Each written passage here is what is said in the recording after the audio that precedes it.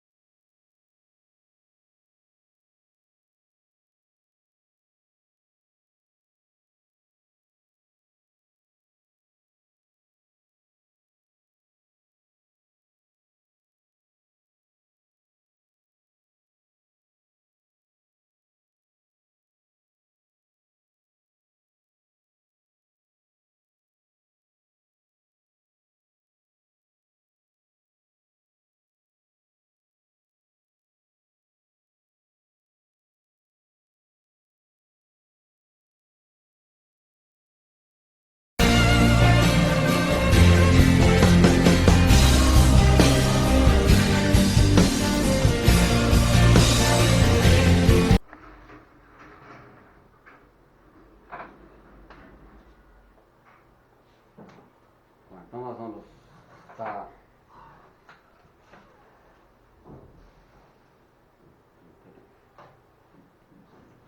dando continuidade ao nosso introdução, as cartas, né? Nós falamos sobre a carta aos Coríntios, a primeira carta aos Coríntios. Hoje nós vamos abordar, né, a segunda carta aos Coríntios. Essa carta, ela não é tão doutrinária como a primeira, porque essa carta aqui é uma carta mais de defesa, onde o apóstolo Paulo ele vai defender o seu apostolado, ele vai defender o seu ministério. Então muitas questões vão ser tratadas, aqui nós vamos ver, até mesmo na questão da própria vida íntima do apóstolo Paulo, né, a sua própria intimidade no ministério, onde ele será, sei que eu posso usar assim, né, trabalhado pelo Senhor através daquilo que Deus vai conceder a ele, ou Deus concedeu a ele. Nós vamos ele enfatizando a questão da graça de Deus, né, onde ele terá uma revelação da parte de Deus no terceiro céu, e ele vai dizer que por causa dessas revelações que Deus deu a ele, coisas que eram inefáveis, que os homens não permitiam nem sequer pronunciar, então ele vai dizer que foi dado a ele um espinho na carne para que ele não se gloriasse, né? Então quer dizer, ali nós vemos ali dentro desse contexto ali, ele correndo um risco de que ele pudesse se envaidecer naquilo que ele estava recebendo do Senhor. Então ele vai trabalhar essa questão nessa carta aí, né? Então ele vai trabalhar essa questão de defesa, porque acusações vêm contra o seu ministério, acusações vêm contra o seu chamado, acusações vêm contra a sua pessoa. Então ele vai, praticamente é uma carta de defesa. Esta é uma epístola de defesa, onde ele vai defender a sua vida e o seu ministério, tá? Então a gente precisa entender que ela não tem tanto contexto doutrinário. Claro que vão ter aqui algumas questões, né, onde ele vai falar sobre o jugo desigual. Então muitas questões ele vai tratar, mas o ápice, ou seja, o cerne desta epístola não é tanto quanto da primeira. Essa aqui é mais, a primeira a gente viu que foi mais questão doutrinária, questão de correção, né? E aqui ele vai tratar poucas coisas. Aqui ele vai tratar sobre a coleta, né? Ele vai fazer uma campanha de coleta no momento de escassez na terra, onde a terra estará passando uma Eucaristia. Então ele, diante disso, ele vai tratar uma campanha de coleta para os irmãos de Jerusalém, para ajudar a igreja de Jerusalém, os irmãos da igreja de Jerusalém. Então aqui ele vai tratar sobre essa questão de Deus ama o que dá com alegria. Então ele vai tratar algumas coisas concernentes a esses assuntos aí, tá? Então nós vamos entrar aqui no nosso contexto, a introdução, com tom bastante pessoal, segundo os Coríntios, é apontado como uma autobiografia de Paulo, pois revela a mente e o coração do apóstolo gentios. A epístola é uma mistura de sentimentos, alegria pelo ministério, sofrimento no desenvolver da obra evangelística e tristeza pela desconformidade da igreja em relação ao seu apostolado. Então, por mais que na primeira carta ele vai trazer correções, por mais que na primeira carta ele vai trazer orientações para aquela igreja ainda tem dificuldade de aceitar ou reconhecer o seu apostolado. Então ele vai se defender nisso. Nós vimos que na primeira carta entra a questão das divisões dentro da igreja, o partidarismo, e o ministério dele vai sofrer isso, tá? O ministério dele vai sofrer isso, mas ele vai, então, defender o seu ministério, o seu chamado aí nessa epístola aí. Segundo Coríntios, contém menos ensino sistemático e mais expressões pessoais.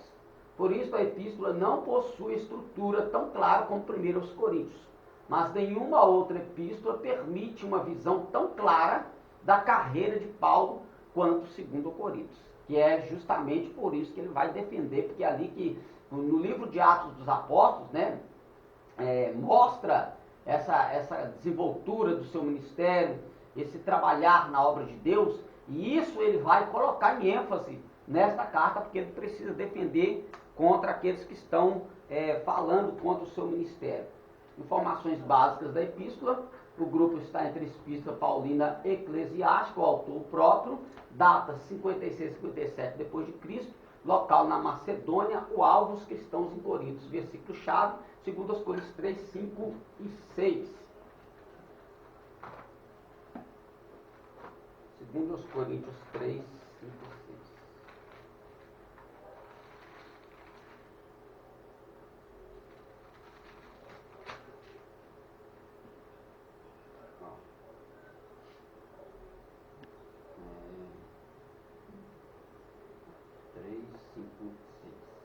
Não que sejamos capazes por nós de pensar alguma coisa como de nós mesmos, mas a nossa capacidade vem de Deus, o qual nos fez também capazes de ser ministros do Novo Testamento, não da letra, mas do Espírito, porque a letra mata e o Espírito vivifica. Ele vai trazer essa questão da defesa do seu ministério aqui dentro desse contexto aqui. Ele embasa todo o cerne, toda a ação do seu ministério, do evangelho que ele está recebendo, ou que ele está transmitindo. Ele atribui isso a uma obra do Espírito. Então a gente precisa, aqui esse texto é até um texto de questão também, tá? Que pessoas que não têm... Eu acho que é até o que eu queria perguntar ao senhor. Eu queria só que o senhor desse um respaldozinho pequenininho para não tomar muito conta da aula, quando ele fala que a letra mata e o Espírito vivifica. Porque muitas pessoas entendem esse participio um pouquinho errado, não entende? Não, totalmente errado. Isso aqui é um texto que pessoas que usam esse texto, pessoas preguiçosas, usam esse texto como argumento para que a pessoa não venha estudar teologia. Então, quando ele vê alguém estudando teologia, ou vê alguém pregando, e aquela pessoa tem um argumento teológico, aquela pessoa tem um argumento dentro de tudo aquilo que a gente já aprendeu aqui, que a gente já falou, e a gente vai continuar falando, até terminarmos o nosso curso, é sobre a necessidade da pessoa conhecer as Escrituras fora daquilo que ele tem no português. É saber fazer uma hermenêutica, uma exegese bem feita, e dentro do contexto do escritor. Então quando isso faz isso, mas quando Paulo está usando essa questão de letra mata e espírito vivifica, ele está falando dos judeus judaizantes que se converteram, que querem tornar atrás aqueles que estão aceitando a fé para os ritos mosaicos, guardar todos os preceitos, todos os mandamentos concernente à observância de alguns preceitos, né? Então eles querem voltar ao judaísmo, e aí Paulo está tratando disso aqui, tá? Quando ele fala de letra, ele não está falando de estudar, ele não está falando de conhecer, nada disso. Ele está falando... né? Exatamente, ele foi teólogo, né? Um maior teólogo, principalmente nós sabemos que as doutrinas, por mais que ele não tinha essa mentalidade, foram elaboradas por ele, porque era um teólogo, tá? Ele era um teólogo da época, tá? Ele estudou aos pés de teólogos, que era Gamaliel, todos estudavam teologia naquela época, só que o termo era totalmente diferente, né? Então as pessoas usam esse versículo aqui para dizer, fulano, por que você está tão preocupado assim em ler livro, ficar buscando conhecimento? A Bíblia diz que a letra mata o espírito vivifica, você tem que ser cheio de Deus, você tem que ser cheio de Deus. Mas Jesus Cristo disse, errais não conhecendo as Escrituras e nem o poder de Deus. Tem gente buscando o poder de Deus, mas não quer conhecer as Escrituras. Ele acha que simplesmente só ele lê a Bíblia. Eu não estou dizendo que não tem que ler, porque a Bíblia é a palavra de Deus. Mas quando você estuda para entender o que o texto diz, na verdade, você não vai ser levado por conversa, por vento de doutrina, não é qualquer movimento que vai te levar na conversa, porque você tem uma base bíblica. Você tem um conhecimento bíblico, esse conhecimento te faz enxergar com os seus próprios olhos, enxergar com os olhos do escritor. Você passa a enxergar como o escritor enxergava, você passa a ouvir como o escritor ouvia, você passa a falar como o escritor falava. Não simplesmente dentro desse contexto que a gente está vendo aqui, no português. Aí você passa a buscar toda, né, você cerceia todo o contexto bíblico, você cerceia ele com o seu conhecimento, com a sua pesquisa, com a sua busca para saber do que é que ele está falando. Só que as pessoas se tornam preguiçosas de estudar, é um argumento, a pessoa não quer estudar, tem preguiça, e aí coloca na mente de muitos aí que estudar teologia, ficar lendo livros, você não precisa ficar lendo livro aí, né, livros à parte, não, que você tem que ler só a Bíblia basta. Não, não, gente, sinto muito. Só a Bíblia não basta. Quando nós estudamos em bibliologia, nós vimos que na época de Jesus, usava-se a Tanar, né? A Tanar, que era a Bíblia que eles tinham, que era a Tanar, mas eles liam os livros apócrifos. E o apóstolo Paulo, quando ele está na sua prisão, né? Ele vai clamar que mandasse para ele, ele vai pedir ele vai fazer uma lista, ó, traz a capa que deixei ele em casa, traz os pergaminhos e traz também os livros. Ou seja, que livros são esses? A Bíblia não, quando ele fala os pergaminhos, aí ele falou da Bíblia, mas quando ele fala os livros, ele está falando de livros que não tinham nada a ver, eram talvez até livros de cultura judaica, porque já existia, tá? Existiam os apócrifos. Então ele estudava tudo isso. Jesus citou passagens de livros apócrifos. Jesus usou muito esses livros. Claro que a Bíblia em si, ela não enfatiza. Por quê? Porque este período aqui não está preocupado com isso. Esse período aqui de Jesus, dos apóstolos, eles não estão preocupados em combater coisas lá do que aconteceu no período interbíblico, naquele período lá da história judaica. Eles não estão preocupados com isso. Porque aqui Cristo está cumprindo. Ele está cumprindo o papel dele como Cordeiro de Deus que tira o pecado do mundo. Ele veio trazer o nome do Pai ao mundo. Tá? Ele veio manifestar o nome do Senhor ao mundo. Então, quando ele faz isso dentro das Escrituras, mas ele usou. Então, quando ele fala assim, vossos antigos disseram. Quando ele diz isso, vossos antigos, ele não está falando só do contexto da Torá. Não, ele também está falando de contexto, de ensinamentos, tanto é que ele vai combater isso quando ele diz, olha, vocês ensinam as tradições dos homens e querem fazer as pessoas viver isso, sendo que vocês mesmos nem com o dedo querem mover. Então as pessoas não entendem isso aí, entendeu? Então esse versículo aqui, ele está dentro deste contexto, mostrando que eram judaizantes que estavam tentando mudar a liberdade no espírito, em servir a Cristo, tá? Em ser uma nova criatura em Cristo Jesus, mas voltar que eles guardassem a lei de Moisés com todos os seus preceitos. E a gente já estudou aqui, a gente já viu aqui que a igreja primitiva, né, quando fez o seu primeiro concílio, foi estabelecido o que os judeus tinham que fazer e o que os gentios tinham que fazer. Então não foi nada cobrado ali acerca disso, né? Então quando o apóstolo Paulo ele se converte, ele aceita a sua chamada, ele responde à chamada de Cristo, à sua vida, ele então vai dizer que tudo que ele tinha, ele reputa por perda agora. Mas não é que ele está deixando isso para trás, é porque agora aquilo que ele aprendeu na sombra, agora ele está vendo o cumprimento, a claridade daquela sombra. Por isso que ele vai usar esse tipo de termo. Né? Então o que ele aprendeu na aliança antiga, agora ele está aplicando na nova aliança. Ele não desfez dos mandamentos, ele não desfez dos preceitos, ele era judeu, ele continuou cumprindo todos os ritos como judeu, mas quando ele chegava nos gentios, ele não obrigava os gentios. Então as pessoas têm que entender isso, falar. É porque para sujeitar a Deus e para confiar inteiramente em Deus, o homem tem que se despojar dos seus recursos que ele tem. Uhum. E Paulo está fazendo isso, ele está se despojando de todos os recursos que ele tem e se colocando na posição de uma pessoa que é inteiramente dependente do Senhor. É isso que ele está falando. Mas é claro que o estudo dele vai contribuir para o crescimento. Eu queria tocar, quando você falou de deixar todos esses recursos, não quer dizer que ele abandonou o seu aprendizado.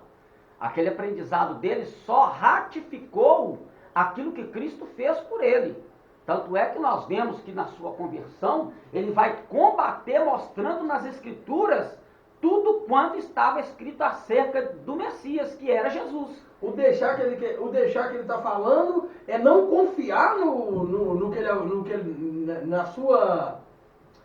confiar no seu conhecimento. Não se estribar no seu próprio entendimento, como diz, né, a Escritura lá. Salomão diz bem, né, que o homem não deve se estribar no seu próprio entendimento, no seu próprio conhecimento. Né? Então, quando Paulo ele tem esse contato com a pessoa de Cristo, tudo que ele aprendeu, como eu disse aqui, como sombra, passou a ter claridade. Então ele deixou de viver na sombra e passou a andar na luz. É isso. Porque ele vai dizer, né, ele mesmo já usa esse termo, né, que a lei serviu para ele de tutor, de ensinador. A lei ensinou para ele. Ensinou o quê? O que a lei ensinou para ele? Que ele estava no pecado, mas quando a lei ensinou para ele que o pecado existia, mostrou para ele o pecado, ele vai dizer que ele morreu. Mas aí quando o Espírito veio, então aquilo que ele cumpria na lei passou a ter força na graça. Na graça. Se a gente observar, o problema de muitos cristãos é achar que Deus aboliu toda a lei moral dele. Não, se a gente observar aqui, nós vamos ver que os apóstolos, eles não deixaram de cumprir todos os seus deveres dentro da lei mosaica. Não deixaram de cumprir, eles continuaram cumprindo, mas eles não obrigaram os gentios a fazer o mesmo, porque ela era questão deles, o chamado deles era para aquilo. Então Paulo, quando ele vai falar sobre circuncisão e circuncisão, que é o que esses aqui estão dizendo, né, de que a letra mata o espírito, quando ele vai tratar sobre circuncisão e incircuncisão, ele vai dizer que essas duas coisas não têm valor algum. Ou seja, ele está falando, ó, você que é judeu e você que não é judeu não tem valor nenhum. Aí ele vai dizer, a verdadeira incircuncisão é a que é do coração. Aí sim, aí quando ele fala do coração, ele está falando da ação do Espírito, que trabalha, que perpassa tanto para judeu quanto para grego. Aí ele vai dizer que não há diferença entre judeu e grego. Pronto, ele resolve essa questão toda aí, tá? Visão panorâmica e o esboço. A nossa suficiência vem de Deus. Lembrando que aqui suficiência não é autossuficiência. Nós não somos autossuficientes. Mas quando nós estamos em Deus, nós conseguimos realizar coisas que vão além da nossa capacidade como pecadores, tá? Então ele vai dizer isso aí, né, 2 Coríntios capítulo 3, verso 5. 2 Coríntios, do capítulo 1 ao capítulo 7, aí na visão panorâmica, no esboço, a defesa do ministério de Paulo. Do capítulo 8 ao capítulo 9, nós temos a oferta para os cristãos em Jerusalém. Do capítulo 10 ao capítulo 13, nós temos defesa contra os falsos apóstolos. 2 Coríntios, em uma sentença, Paulo defende sua autoridade apostolar em face aos questionamentos da igreja de Coríntios. Então, essa demanda que vão surgir acerca do seu ministério, da sua pessoa, do que ele está falando, né? Que ele, sendo uma pessoa que viveu o judaísmo na sua íntegra, e ele vai, na sua defesa, ele até vai dizer que na lei, ele foi mais do que os da sua idade, ele foi além dos que os da sua idade. E ele vai colocar a sua questão de linhagem, né, que na lei foi fariseu, da tribo de Efraim. Então ele coloca essas coisas diante dos que estão questionando o seu ministério, para mostrar para eles que ele, o apóstolo Paulo, ele foi chamado por Deus, e que o apostolado dele tem poder, o apostolado tem força, porque quem chamou não foi a lei, quem chamou foi Jesus. Então isso aí para ele não vai inferir, mas ele precisa defender o seu apostolado. Por quê? Porque se ele abaixa a guarda aqui, os falsos apóstolos, que na verdade não tinham nada de apóstolos, estavam confundindo a mentalidade da igreja de Coríntios. Então ele precisava defender o seu apostolado para que a igreja também pudesse escapar desse laço aí. Circunstância da carta, aí ó. Segunda Coríntios foi escrita da Macedônia pouco tempo depois de 1 Coríntios. 2 Coríntios capítulo 2, versículo 12 e 13, capítulo 7, versículo 5 e 7. A data mais provável é 57 depois de Cristo.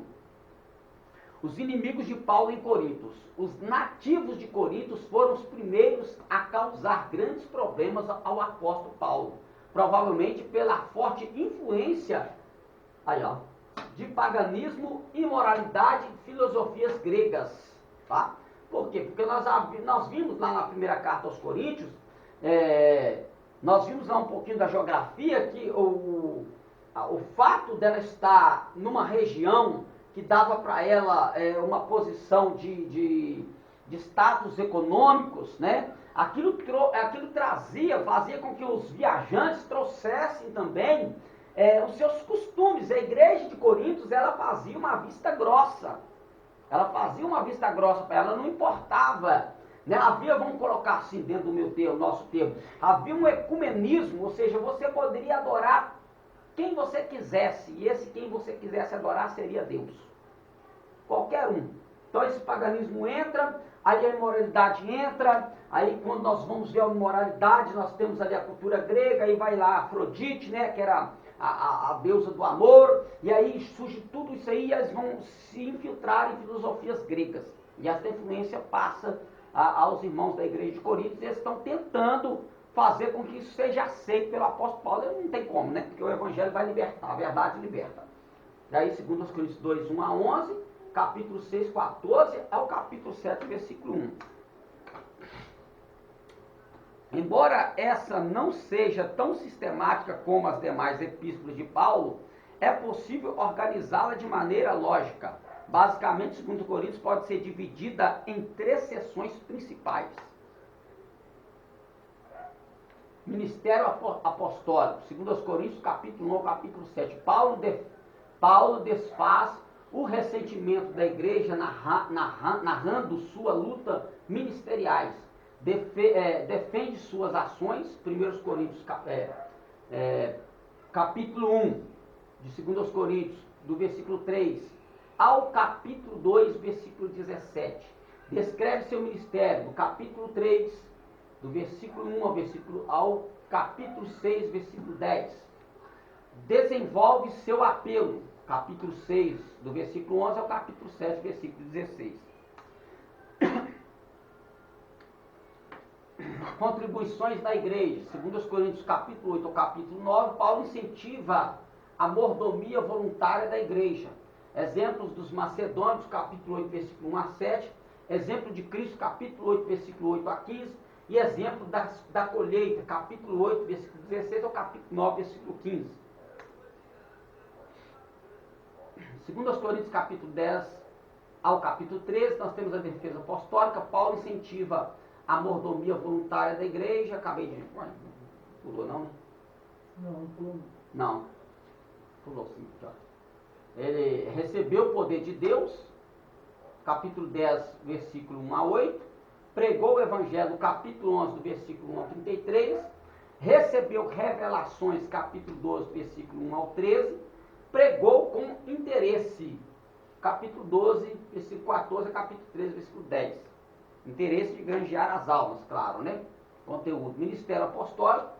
Para defender seu apostolado, Paulo decidiu descrever sua vida ministerial. Então a carta é mais que biográfica do que doutrinária, tá?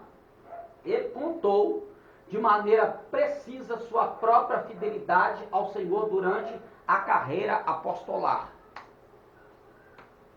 Contribuições da igreja. O principal objetivo de Paulo nessa sessão foi incentivar os crentes coríntios a participarem com amor e alegria da contribuição para a obra do Senhor. Ele escreveu: cada um contribua segundo tiver proposto no coração, não com tristeza ou por necessidade, porque Deus ama ao que dá com alegria. 2 Coríntios, capítulo 9, versículo 7. Eu fiz uma exegese do texto que Paulo vai dizer que ele despojou outras igrejas, recebendo delas salários. Eu fiz uma exegese daquele texto, eu estou com um vídeo aí no Facebook, na época foi muito simples, eu vou depois refazer novamente.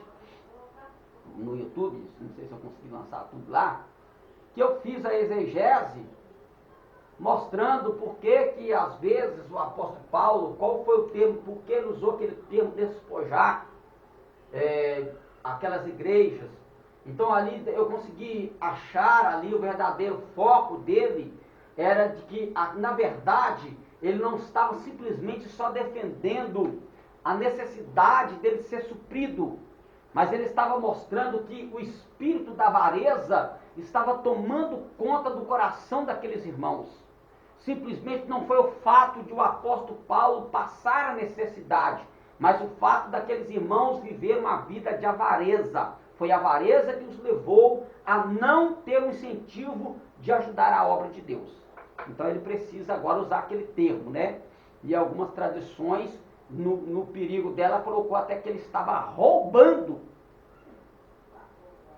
E aí eu, aí peguei aqui as Bíblias ali, e uma estava indicando que ele estava roubando. E aí quando a gente vai lá fui para o original, eu vi que a coisa era totalmente contrária. Não tinha nada a ver uma coisa com a outra. Ainda na defesa, em sua defesa, Paulo escreve: e é por intermédio de Cristo que temos tal confiança em Deus. Não que por nós mesmos sejamos capazes de pensar alguma coisa, como se partisse de nós. Pelo contrário, a nossa suficiência vem de Deus, o qual nos habilitou essa suficiência, ou seja, esta capacidade que está além de um leigo. Ela não está naquilo que ele trouxe do seu conhecimento, como você colocou, mas nos habilitou para sermos ministros de uma nova aliança. Então é isso aqui que o apóstolo Paulo enfatizou na defesa do seu ministério, que o que ele estava passando para os irmãos não era simplesmente o que ele aprendeu lá atrás, mas era aquilo que o próprio Cristo colocou no seu coração, o próprio Cristo mostrou para ele, e na primeira carta nós vamos ver que o apóstolo Paulo, ele usa esse termo: o que eu recebi do Senhor é o que eu também vos ensinei. Então não está ensinando nada que não seja do conhecimento dos irmãos, que eles possam fazer assim, isso não está nas Escrituras. Não, Jesus Cristo mostrou para ele a realidade daquilo que aqueles irmãos do judaísmo estavam vivendo e aprendendo. Então Cristo trouxe clareza para eles sobre tudo aquilo, e ele vai então com as Escrituras mostrar que Jesus é o Cristo, simplesmente isso. Então ele ratifica que esta capacidade, este ministério dele, da nova aliança, ele vem de Cristo, ele não vem de homem, ele é de Cristo, tá? Segundo aos Coríntios capítulo 3, 4, 5, aí outros textos aí, 10, 9 a 10, 11, 5, 6 e 12, 7, 9. Então a pessoa ela tem que ter a certeza do ministério dela, ela tem que ter uma certeza da sua chamada. Se a pessoa não tem certeza da chamada, é melhor ele nem colocar a mão no arado. Porque ele não tem uma certeza do chamado. Paulo tinha certeza. Então, quando ele viu que o ministério dele estava sendo censurado por pessoas que eram, vou colocar assim, talvez na mente se julgavam melhores, mas na verdade eram piores. Então ele não aceitou. Ele sabia que o ministério que ele recebeu não vinha de homem. Era o próprio Deus que chamou. Tanto é que ele vai usar o termo que ele era um apóstolo como um abortivo. Ou seja, ele foi o último, ele foi a força que ele se tornou apóstolo. Foi a força. Os discípulos Jesus chegou, eu vou seguir o seu bem.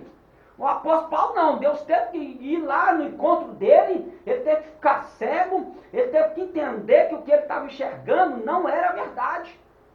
E ele precisou então depois ficar cego, passar dias orando, ao ponto de Deus chamar um de seus discípulos e dizer: vai lá e fala para ele que ele é um vaso escolhido para padecer pelo meu nome.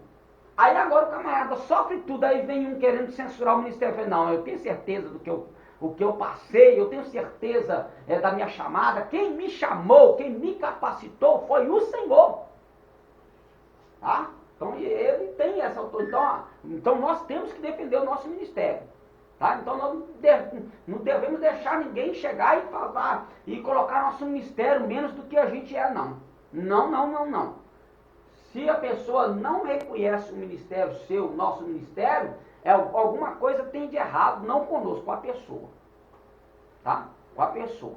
Porque quem tem convicção da chamada, ele não volta para trás. Ele pode passar o que passar, mas ele vai avante, porque ele sabe que aquele que o chamou é fiel para cumprir. Né? E o nosso trabalho no Senhor não será vão. Então aí, o apóstolo Paulo qualifica a Cristo de várias maneiras. Segundo aos Coríntios capítulo 1, versículo 5, ele é consolador. 2,14, ele é triunfante. 4,5, ele é Senhor. 4,6, ele é luz. E 5,10, ele é juiz. 5,19, ele é reconciliador. 5,21, ele é o substituto. 9,15, ele é o doador de dons. 10,7, ele é o dono de nós. 12,9, ele é poderoso. Então Paulo ele traz essa defesa da sua chamada, do seu apostolado, mostrando todas essas virtudes que há em Cristo Jesus. E isso não pode impedir que nós tenhamos o nosso ministério barrado. Então, tipo assim, não é quem perde, se é que eu posso usar esse termo assim, né? Quem perde um ministério, quem perde uma chamada, é porque ele nunca confiou na chamada dele, tá? Porque se ele confia na chamada, ele sabe quem foi que chamou, se ele sabe quem foi que chamou, sabe quem chamou, é poderoso para poder o guardar e o honrar, seja em qual for a situação. A saudação final, segundo Coríntios 13, 11, 13, consiste em uma exortação para o aperfeiçoamento da igreja em face a tantos problemas. Paulo finaliza a epístola apelando para que a igreja seja unida. E aí, encerrou aqui, vamos para... Vamos dar uma passadinha aqui em Gálatas. Dá tempo? Dá tempo.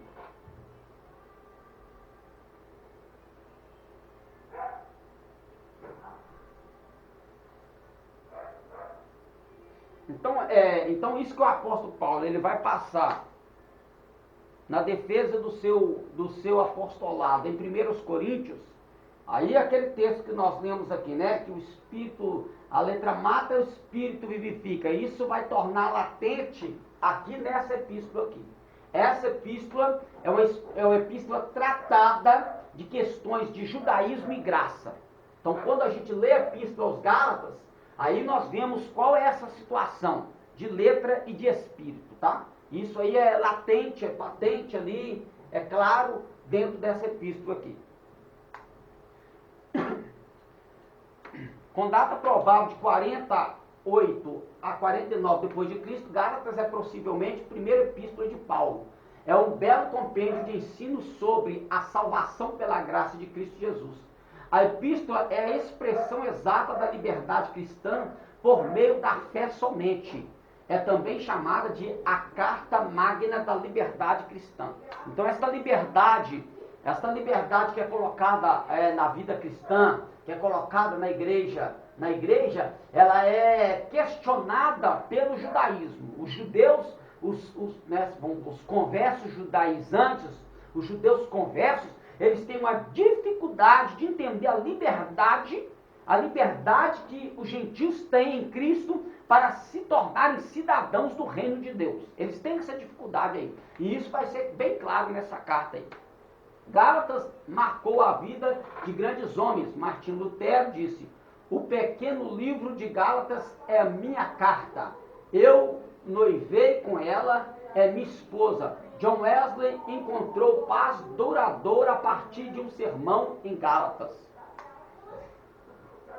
Visão panorâmica, informações básicas, epístolas paulinas eclesiásticas.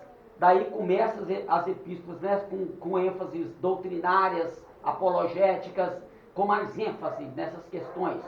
Autor Paulo, data 48, 49 depois de Cristo, local Antioquia da Síria, provavelmente, certo, a dúvida da certeza da localidade. O alvo, judeus e gentios da Galácia. Versículo-chave, Gálatas 5.1. Expressão-chave, liberdade cristã. Gálatas 5.1.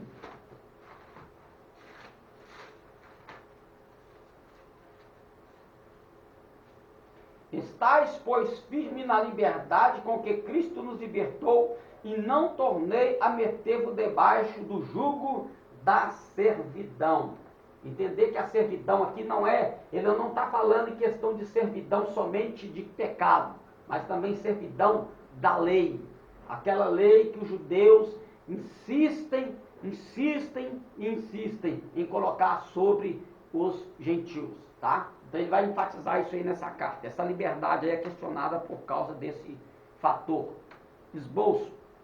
Autoridade apostólica, capítulo 1 e capítulo 2. Paulo confirma e defende sua autoridade apostólica. Gálatas capítulo 3 ao capítulo 4, nós temos a justificação pela fé. Paulo explica e ilustra cuidadosamente que justificação é pela fé somente. Gálatas capítulo 6 ao capítulo 5 ao capítulo 6, a necessidade de santificação. Paulo mostra que a liberdade em Cristo não nos isenta de santificação na vida cristã. Lembrando que esta liberdade não é uma liberdade que pessoas de hoje em dia entendem. Esta liberdade que o apóstolo Paulo está dizendo em Cristo não tem nada a ver com certas liberdades que a gente vê no dia de hoje. Hoje a gente vê muita liberdade, muita libertinagem. Pessoas se tornando libertinas dentro da casa de Deus, dentro do Evangelho, usando esta carta como uma base ou uma base numa muleta, né? Vou colocar assim, usando como uma muleta para se escorar numa liberdade em Cristo que não existe. Porque se eu tenho uma liberdade, que essa liberdade não me leva à santificação, eu estou preso na minha carne. E a luta que ele vai ver sobre essa questão, ele vai enfatizar isso aqui, a luta entre carne e espírito, tá? Se você ver lá, ele vai falar de coisas que estão dentro do homem, são vontades carnais, são vontades da natureza humana, tá? A gente vai chegar aí.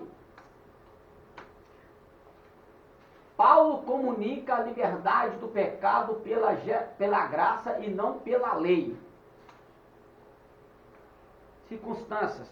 No decorrer dos cerca de 30 anos que se passaram entre a conversão perto de Damasco e a prisão em Roma, o apóstolo Paulo viajou muito pelo império como embaixador de Jesus Cristo. Em 3 famosas viagens missionárias, pregou o evangelho e plantou igreja nas províncias da Galácia, da Ásia, da Macedônia, norte da Grécia, e Acaia, que é o sul da Grécia. Além disso, as visitas eram seguidas de epístolas com as quais ajudava a supervisionar as igrejas que havia fundado. Ou seja, ele não abandonou aqueles irmãos à própria sorte. Ele sabia que mesmo aqueles irmãos estarem em Cristo Jesus, eles precisam ser cuidados. Então nós vemos aqui o quê? É aquele que a gente chama de consolidar a pessoa, ser um consolidador. É fazer com que aquela pessoa se firme na verdade do Evangelho. Que hoje em dia está até difícil você consolidar alguém, né? Hoje a gente escuta muito se falar em ganhar almas, mas essa consolidação dessas almas está ficando difícil, porque as próprias que às vezes estão abraçando o Evangelho, estão abraçando com uma visão materialista, uma visão carnal, tá? E querem incutir a própria vida carnal e material dentro do conceito da graça. E a gente tem que tomar esse cuidado aí. Por isso que muitas pessoas não conseguem hoje firmar em uma certa denominação.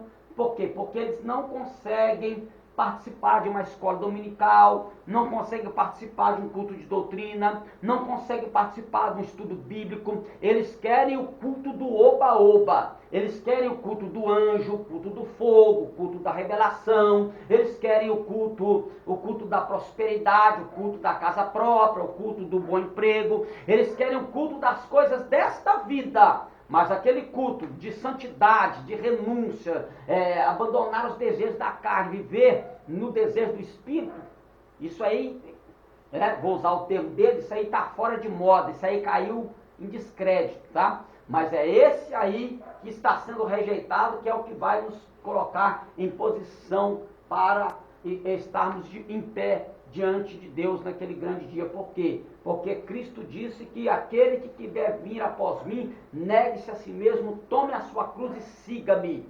O Evangelho nos leva para a cruz, ele não nos tira dela, tá? O Evangelho nos leva para a cruz e não nos tira dela. O Evangelho hoje que está tirando a cruz do povo não é o Evangelho. É o que Paulo vai dizer na carta aos Gálatas.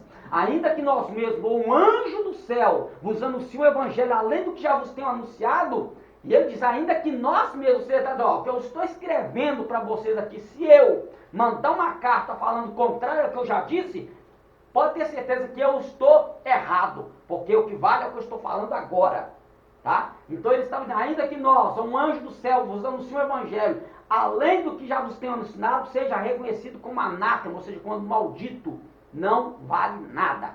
Infelizmente nós temos aí este Evangelho, essa mistura no Evangelho hoje em dia, que dá vergonha, tá? E aqueles que são sérios, aquelas denominações que são denominações sérias, elas sofrem, elas padecem, porque hoje este materialismo, hoje este egocentrismo, este evangelho humanista, ele está tirando a pessoa de Deus do trono como Deus e colocando Deus como um empregado, colocando Deus como um serviçal, colocando Deus como um capacho. Mas não, nosso Deus ainda está sentado no trono e ele ainda e sempre será Deus, tá? Estão colocando, né, o que aconteceu com a igreja dos romanos, estão colocando a criatura no lugar do Criador. Que Deus prive a nossa alma deste erro. Eu li aqui? Não, né? Havia na igreja um grupo denominado judaizante, que acreditava não poder o indivíduo tornar-se cristão sem antes tornar-se judeu. É o tal do proselitismo. Eles queriam fazer o proselitismo. Não, primeiro você tem que circuncidar, primeiro você tem que aceitar toda a lei de Moisés para depois você aceitar Cristo como seu Salvador. Então a salvação de Cristo ficava em segundo plano.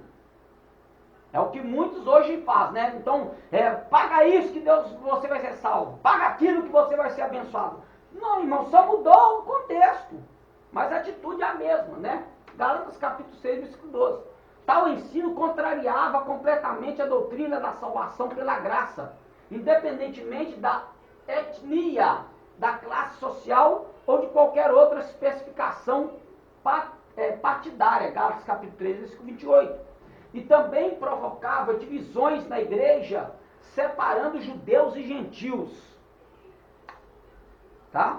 Claro que quando a gente vai estudar sobre o tabernáculo, sobre o templo, a gente sabe que lá existia o pátrio dos gentios.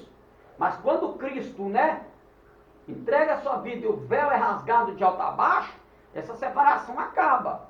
Tá? Essa separação acaba. Claro que hoje, em questões de ética, em questões culturais, algumas denominações, né, ou algumas sinagogas têm esse costume, né, de separar, não uma separação de acepção de pessoa, né, de separar. Não tem como você pegar um indivíduo que chegou agora e colocar o camarada lá na mesa da ceia, não tem como. Ele não passou por um discipulado, ele não aprendeu o que é o evangelho ainda. Não tem como. É claro que você tem que dar umas diretrizes para a pessoa. Então, o apostolado, o discipulado, ele é muito importante na vida de uma igreja. E infelizmente hoje o povo não quer esse tipo de coisa, tá? Não quer não. Discipulado hoje ninguém quer. Tá difícil até de você dar fazer um culto de discipulado, um estudo de discipulado, é até difícil. Louvado seja Deus pelas igrejas que ainda mantêm essa postura. Paulo inicia a epístola aos Gálatas escrevendo sua biografia. Nela, o apóstolo descreve que seu encontro com o Evangelho não depende de homem algum. Gálatas 1, 12. Foi separado para Deus antes mesmo de nascer. Gálatas 1, 15. Viveu dentro do judaísmo e até perseguiu a igreja. Gálatas 1, 13, 14. Filipenses 3, 5, 6. Foi vocacionado no caminho de Damasco, Gálatas 1, 15, 16, Atos 9, 3, 6 e Atos 15, 20 a 20. Pôde refletir e se preparar para o ministério durante, olha aqui, olha o período que ele levou de preparação para o Evangelho. Vamos até ler o versículo. 1,18. Gálatas 1,18.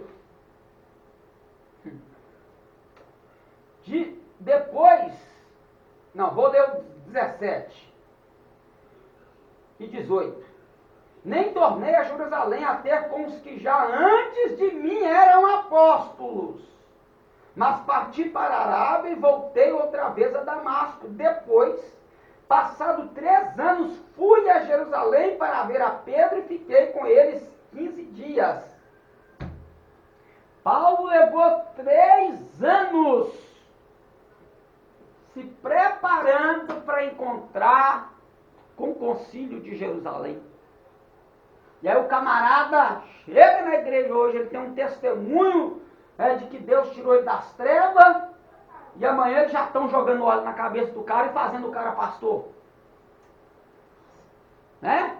Aí pela necessidade, eu vou te pôr como pastor, eu vou te pôr como presbítero, como diácono, como não sei o quê. O cara nem sabe ainda o que é Bíblia. O cidadão, né, uma coisa que você falou outro dia que é importantíssimo, o cidadão nem leu a Bíblia toda nem uma vez ainda. O cidadão não se preparou para nada e já é pastor. Quantas denominações, né? Não estou falando aqui que a idade, ela impera, mas o buscar impera. Mas às vezes a pessoa, né, eles colocam um jovem para cuidar do outro jovem, um jovem que cuida do outro jovem, e aquele jovem é um pastor. Faz uma célula na casa dele e fala, você é o pastor dessa célula. Sem uma preparação. Né? Então nós vemos aí hoje, hoje a coisa está tão banalizada, que qualquer um que anda na rua com a Bíblia debaixo do braço já se intitula como pastor. Se alguém profetizar na sua vida é uma coisa, agora você se auto-intitular. Agora alguém te colocar à frente de uma chamada que você nem sabe o que é, você não tem o peso, o ombro para carregar aquele peso. Né? Você ainda não sentiu o peso da responsabilidade, fala aí.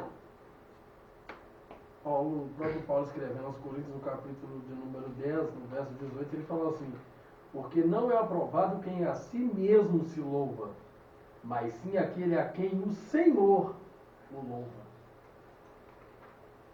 Tá falando, esse louvar não é louvar, de ovacionar, é de honrar. É de honrar a pessoa. Complicado, né?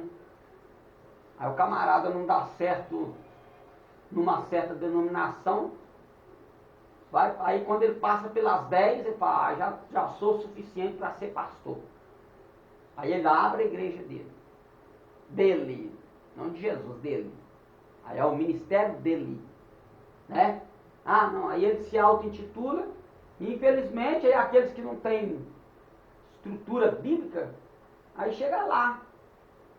Existem dificuldades no dia de hoje de você manter,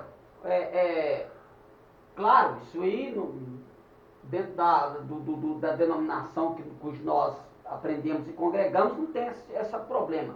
Mas quando a gente olha para fora, não julgando, a gente vê que não há uma preocupação com a preparação da pessoa. Aí a pessoa roda, e aí ele abre uma igreja. Ele não se preparou, ele não deu tempo de amadurecer, e aí essas pessoas que não vão para um certo lugar, eles têm dificuldade de ouvir o pastor dele. Aí é necessário a pessoa ficar fazendo um rodízio de pregador de fora para manter o povo dentro da igreja. Sendo que o próprio Deus se preocupa em ter uma pessoa capacitada para levar o seu povo, para estar diante do seu povo, para ser ali juiz das causas que vão acontecer no meio do teu povo. Ele disse lá em Oséias 6, Oséias 4, 6, se negaste o conhecimento, também negarei para que não seja sacerdote diante do meu povo. Ó, forte. Forte. Negou o conhecimento, Deus não vai te pôr como sacerdote, né? E aí fica essa dificuldade, a pessoa não consegue ter, ela não consegue manter a membresia dela com estudo bíblico, não consegue manter com culto de doutrina, não consegue manter com ele pregando todo domingo, porque ele precisa sempre ter um pregador de fora. Sempre. O dia que ele falar assim, ó, nós vamos ficar um mês aqui só com os da casa, rapaz, só Jesus na causa, a igreja dele esvazia. Porque ele acostumou aquele povo ali a pregador de fora, a movimento.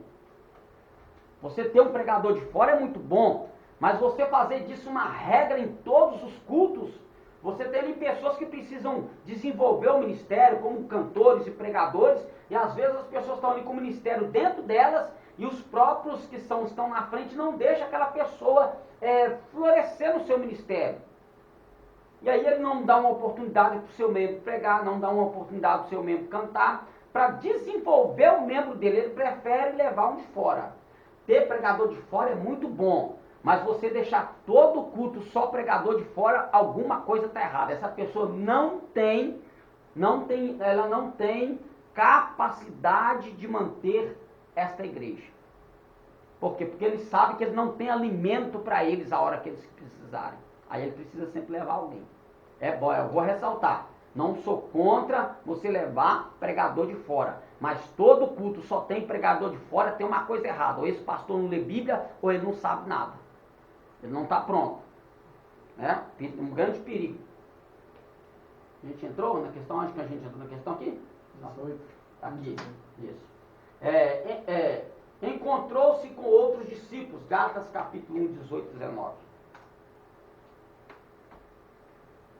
Esteve em muitos lugares pregando o Evangelho, Gálatas 1, 21, 22, Gálatas 2, 1, Atos 11. Isso aqui é outra coisa, ó. Oh, meu Pai da glória. Eu ouvi, eu vou falar, né? A igreja que eu tomei conta na cidade de Ouro Preto, certa feita, na minha primeira passagem lá, a gente visitava, a gente evangelizava, a gente envolvia o povo nos trabalhos, tá? Envolvia, buscava junto, orava junto, visitava junto. Só que quando a gente foi removido, o abençoado que foi colocado no meu lugar, ele chegou, depois de um tempo, ele falou, olha, eu não tenho que ir lá fora evangelizar, eu não tenho que ir lá fora fazer nada, é vocês que tem que trazer as pessoas para cá. Mas... Aí pegou aquele jargão, ovelha gera ovelha. Mas não, gente. Ele foi colocado ali para isso, aí. Então, já pensou se o apóstolo Paulo falou assim, não, eu sou apóstolo, agora não vou pregar nem evangelizar mais não, aí. Eu sou apóstolo, o próprio Jesus me chamou. Eu sou apóstolo. Eu não conheci Jesus na carne, eu conheci Jesus já glorificado. Então estou melhor que os apóstolos. Então não vou pregar não. Foi o seguinte, vocês vão lá e pregam. Não, então. E ele diz assim, e tem uma passagem que ele vai dizer assim, ó. Foi-me posta esta obrigação e ai de mim se não pregar o evangelho. Aí, camarada não evangeliza, camarada não visita, camarada não faz nada pelo reino de Deus. Como é que ele quer que o ministério dele cresça, gente?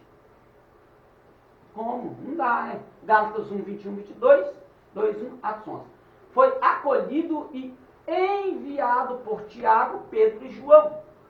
Gálatas 2, 9. Isso quer dizer que mesmo ele recebendo tudo aquele chamado Senhor, tendo toda aquela preparação, ele teve que ser enviado. Ele não se ensoberbeceu pelo fato de ter visto o Senhor glorificado. Ele ainda precisou que a igreja desse o aval para ele. Então a igreja viu que ele estava pronto, preparado, então deixa ele ir. Gálatas 2,9. Chegou a repreender Pedro em Antioquia, Gálatas 2,11. Isso aqui é tremendo. Justificação pela fé somente. Paulo exorta aos Gálatas por terem cedido às heresias, ou seja, eles abraçaram essas heresias. Então ele vai combater isso com esta epístola. Abandonaram a graça, Gálatas 1,6, grande perigo. Perverteram o evangelho, Gálatas 1,6 e 7, perigo. Negaram a exclusividade do evangelho, ou seja, o evangelho apenas não basta, Gálatas 1,8, 9. Extrapolaram os limites do evangelho, achavam que a liberdade em Cristo eles podiam viver na carne. Tanto é que Paulo ele vai dizer aqui, ó, ele vai repreender no capítulo 3, verso 1.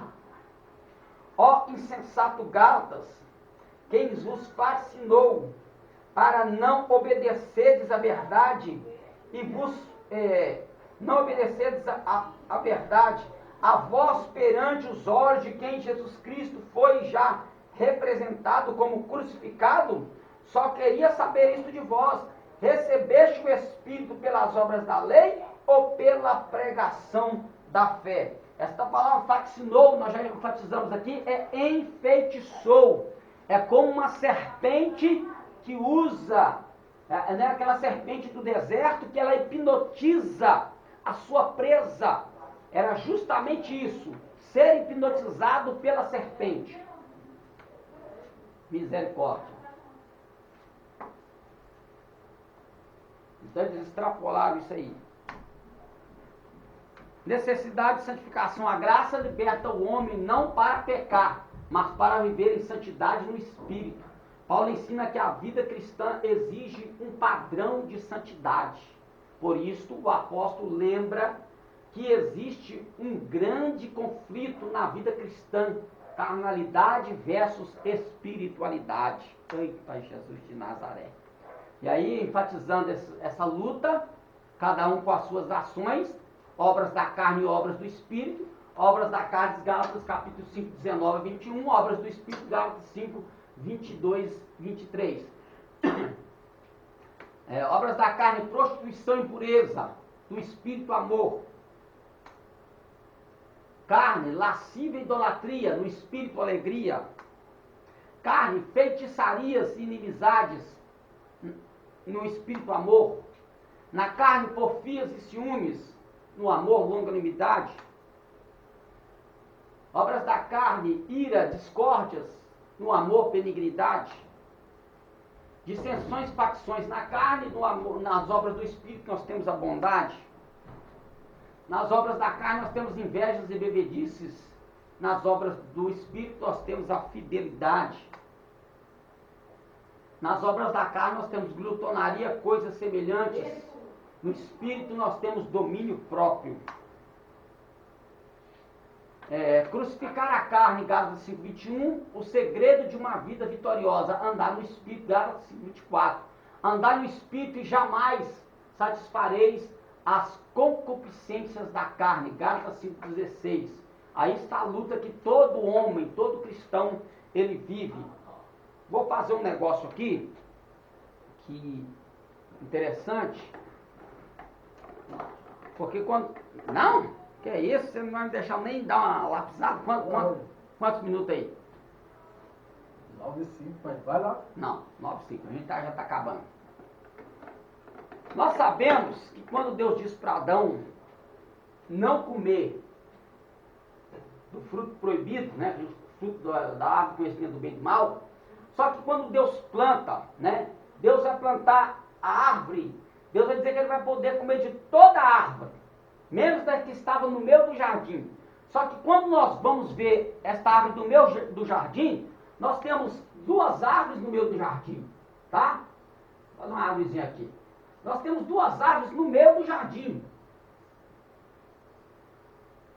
No meio, nós temos a árvore da vida, certo?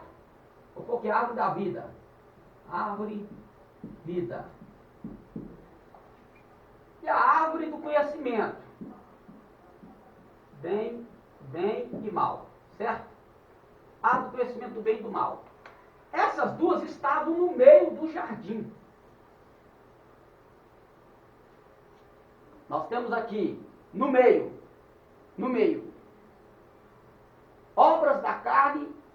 e obras do Espírito.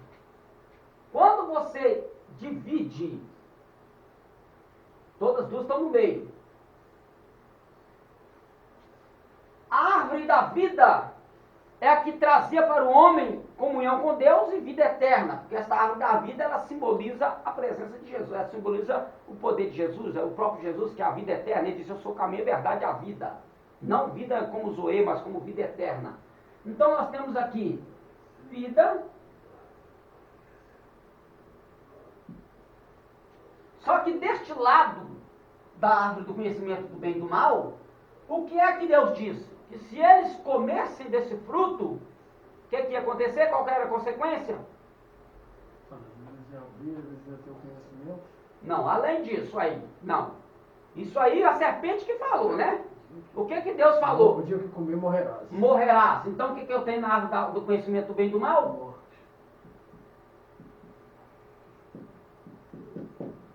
Morte. Obras da carne e obras do Espírito. Obras da carne vai gerar morte. Obras do Espírito vai gerar vida. Certo? Então, quando Deus ele estava falando para Adão e Eva concernente a isto, Deus estava enfatizando justamente o que o apóstolo Paulo está ensinando sobre luta da carne e luta do Espírito. Quando a gente vai ler a carta de João, se não me falha a memória, das concupiscências dos olhos, soberba da vida. Então nós vamos ver que isso aí corrobora, os ensinamentos do apóstolo Paulo corroboram com o que Deus mostrou no jardim, no meio do jardim do Éden. Então, se eu quero ter vida eterna, eu tenho que andar no Espírito. Andar no Espírito jamais satisfarei as concupiscências da carne, né? Que é justamente onde Jesus vai ser tentado ali pelo inimigo, que ele vai tentar Jesus nessas áreas, concupiscência dos olhos, soberba da vida e concupiscência da carne. Nessas três áreas o diabo vai tentar Jesus no deserto. Conclusão, estudar Gálatas é fortalecer a convicção de que o ser humano só pode ser justificado pela fé em Jesus Cristo e que o próprio Deus quem nos dá o dom da fé para a salvação. A carta também é extremamente prática e desafiadora à vida cristã. Viver no Espírito, é isso aí, né? Então, que Deus em Cristo Jesus possa continuar nos abençoando, nos dando vitória, que nós vamos chegar lá em nome do Senhor Jesus, para a glória de Deus Pai.